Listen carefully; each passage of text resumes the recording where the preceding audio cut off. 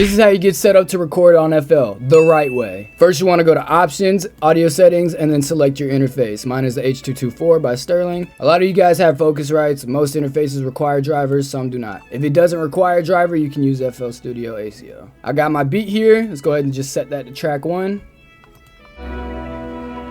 As you can see, it's on track 1. Here's the most common mistake I see you guys doing, and y'all need to stop doing it this way. A lot of people, they just go ahead and press record here and then set their mic, and then they turn the record on, and then they try to record like this. That is not the proper way to do it. Most of you guys do it that way, and I'm gonna show you why that is wrong. If you really wanna record, you're gonna go ahead and press this plus sign, add audio track. As you can see, you have 3 options now. This is your input, this is your output, and this is record. Go ahead and set your mic to whatever input it is. Mine is input 1 or analog 1. You know you did it right when it automatically puts it on track 5. Why is it on track 5? Well, so you can have room to route your tracks to other tracks. That way you can keep it organized. You can put your ad-libs on 10 and do the same thing or whatever. The reason you want to do it like this, let's say you want to add your preset. Put your mouse right here, right click, file, and then select your preset. Might check.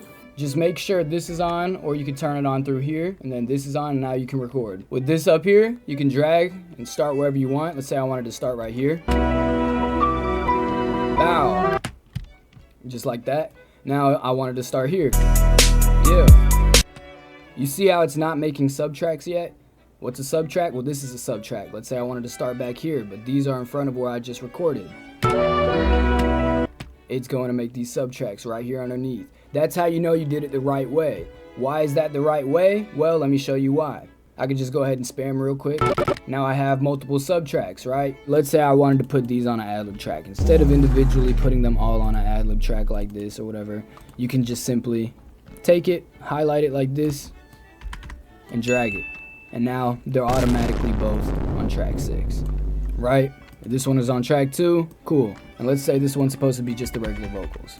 If you're recording out here, this is no bueno. These are the field tracks. These are not recording tracks. Stop doing it this way. Bow. Yeah. Boom. Pumpernickels. Brownies. Cookies. Cake. Yeah. Syrup. On top of pancakes. Waffles. And muffins too. I like cupcakes and donuts. What are you? What the? If you or your friends are recording and they're not on these recording or subtracks, and instead they're out here on these just field tracks, you're doing it wrong. I'm sorry, but you're gonna make the process a lot more difficult for not only you, but whoever's gonna be engineering it. Please, for the love of God, everybody share this video, because I'm so sick and tired of seeing everybody doing it the wrong way. And I know there's technically no right way to do it, and it's quote unquote subjective to say that, but there's clearly a right way. Either way. Now you guys know how to record. Stop doing it the wrong way. Have a great one. Bow. Bye. Have a beautiful time.